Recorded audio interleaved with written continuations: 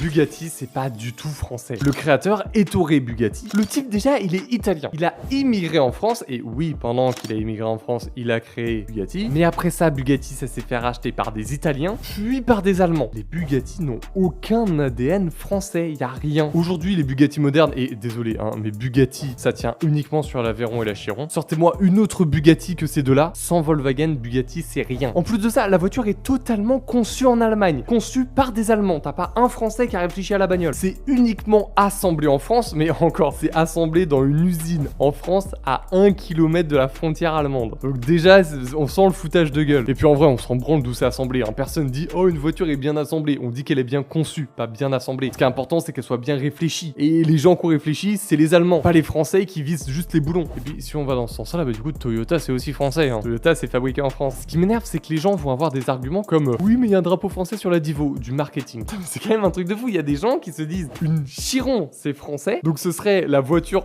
française la plus puissante. Et la deuxième sur le podium, c'est une Alpine A110 avec un 4 cylindres de Renault. Vous trouvez pas qu'il y a un monde entre les deux et que c'est juste pas possible d'avoir un tel écart ?